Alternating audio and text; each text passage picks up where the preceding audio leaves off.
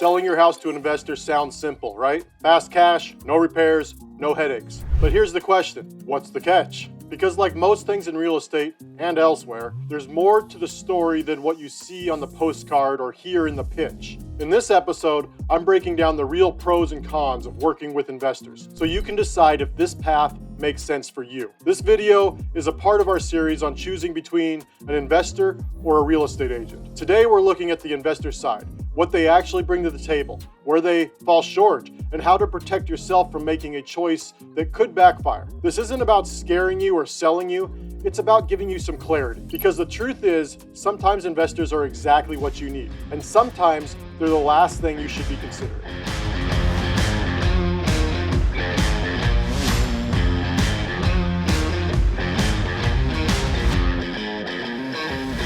I'm Jeremy Schooler, your rebel real estate guy. I am the founder of Kitsap Home Pro, a company that is built different, built on purpose, so that we can help real people navigate what I call the common real estate problem. We don't box you into one option. We help you understand the options. We help you to create a customized solution for hard to sell homes and property. Okay, let's break into the pros and cons. Pro number one, speed and simplicity. The biggest draw of investors is their speed. If you're under pressure, maybe facing foreclosure, relocating for work, dealing with repairs, and upkeep you can't manage, or handling an inherited home you can't maintain, speed matters. Investors can often close in as little as like 7 to 14 days. No waiting for a buyer financing, no juggling showings, no months of uncertainty. That speed also brings simplicity. The process is usually streamlined. One contract, one buyer, one timeline. It is the ultimate efficiency plan, and a good investor has that system down very well. For people who are overwhelmed, that can be a huge relief. Number two, selling as is, no repairs. The key is knowing which one fits the season of life you're in right now.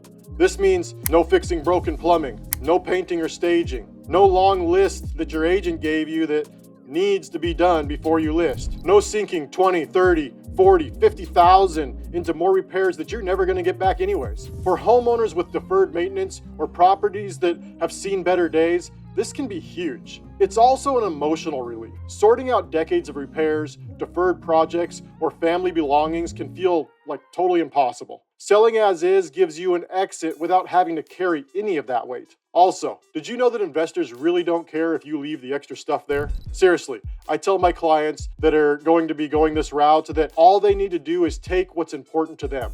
Leave everything else just like it is. Don't lift a finger for any of that extra stuff. Just leave it. It's part of what I do. It's how I serve you during this process. Okay, pro number three, certainty. That certainty can be worth as much as the money on the table. When you work with a traditional buyer, there are no guarantees. Financing can fall through, inspections can lead to renegotiations, appraisals can come in low. With investors, especially cash buyers, there's a high level of certainty. If the offer is solid and the contract is clean, it's usually going to close. Pro number four, flexible solutions. Another overlooked benefit of working with investors is their flexibility. Traditional buyers usually come with very rigid terms, loan approvals, inspection contingencies, and deadlines that don't shift or won't shift much at all. They have a lender who often has set some very strict terms that the buyer has to adhere to. With investors, there's often more room to structure the deal around what you need. So that could mean picking a closing date that lines up better for you and your move, staying in the home for a short period after closing to ease that transition, maybe avoiding the showings and inspections altogether, or coming up with a variety of options and terms that are designed to serve you well at the sale, especially, but perhaps in the longevity. When life already feels complicated, that kind of flexibility can be the difference between chaos and calm. Okay, now all of that sounds great. Speed, simplicity, certainty. And for a lot of homeowners, those things are lifesavers. But here's the part most people don't think about. Those benefits do come with trade-offs. While investors can solve problems quickly, the flip side is that it often costs you something. And if you don't know what those costs are, you could walk into a deal thinking you won, only to realize later that you left something on the table that you were actually concerned about. So let's talk about the cons of working with an investor. Con number one, lower offers. Here's the trade-off. Investors aren't paying top dollars. Investors are buying at a discount because they're taking on the risk, the repairs, and the time. They need room to profit when they resell or rent the home. Sometimes that discount is reasonable. It matches the cost of the repairs you avoided. Other times, it could be way too low. The key is knowing whether the number in front of you makes sense. There are a number of variables here. For you and for the investor, those variables all cost time and money. For an investor to stay in business, they have to figure out how to cover those costs. That is where the challenge is.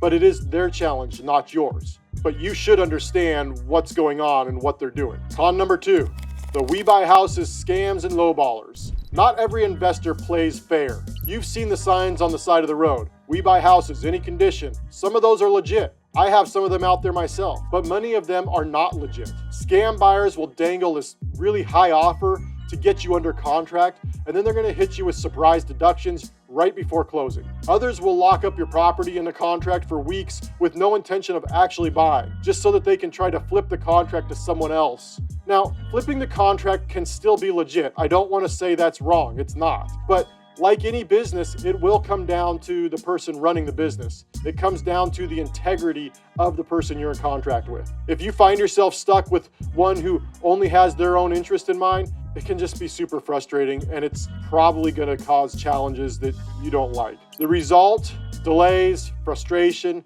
and sometimes a deal that leaves you with less than what you started with in the first place. This is why it's critical to vet who you're working with. Okay, con number 3. Limited negotiation. When you list on the open market, buyers are all competing. That competition drives the price. Now, this is assuming that you do have a good agent in place that has helped you put the house out there in its best light, priced in the right way, done all the work that a good agent should do so that you do have enough eyes looking at your property and hopefully a few offers that are competing with each other. But if that's all assumed and is working right, when you list on the open market, buyers are competing. That competition is going to drive the price. With an investor, you're usually working with a single buyer. That means there's not going to be any bidding wars. There's not going to be multiple offers. No one's pushing the number higher. The deal is what it is. If you're okay with the trade-off for speed, for less money, it can work. But you need to be honest with yourself about that cost. Con number 4. Limited transparency. One of the biggest frustrations sellers run into with investors is a lack of transparency. Sometimes the numbers aren't clear. The offer looks simple on paper, but you don't really see the breakdown. What's the profit for them? What's the cost for you? And why the number is what it is. And if you don't know how they got that offer, you can't judge if it's fair or if you're comfortable with it. A trustworthy investor will walk you through the math, but not everyone does. And if you don't slow down to ask, you could walk away from a deal without ever knowing what you left on the table. Let's talk about how to protect yourself when dealing with investors. Here's where most sellers slip up. They either blindly trust or they automatically dismiss investors. Neither approach is wise. Instead, you can still do some things to get it figured out. Get multiple offers. Don't just take the first one. Compare numbers and vet that buyer, vet that investor. Ask for proof of funds, research their track record, do the math.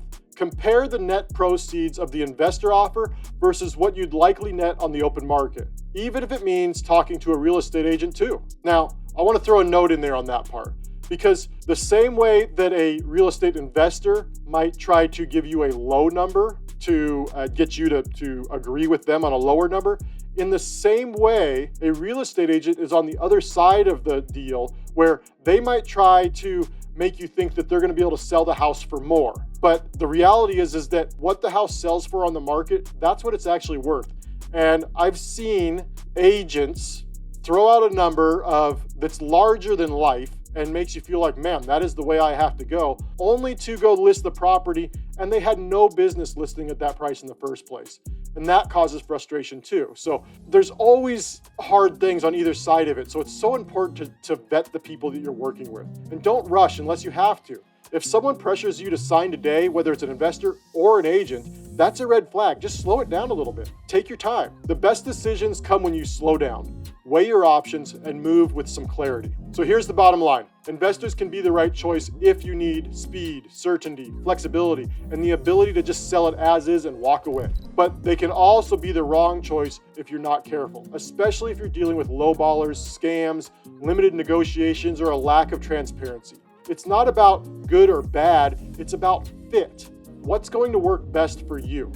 Selling to an investor is not automatically a bad move. It's just a move that comes with trade-offs. The biggest mistake I see sellers make is treating the first offer they get like it's their only option. It's not. You have options. And the whole point of this series is to help you see them clearly, side by side, so you can make the call with your eyes wide open. Reach out if you're local. If you're anywhere in Western Washington and you're staring at this decision in real life, I'd love to talk with you. I won't put any pressure on you, no gimmicks, just a conversation about your options. You'll get a straight answer, always. Because at the end of the day, this is not about a house. It's about your peace of mind. It's about your future.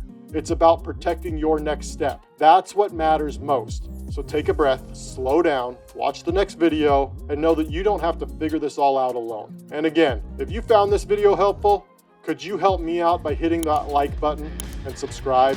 Thank you so much. Have a great day.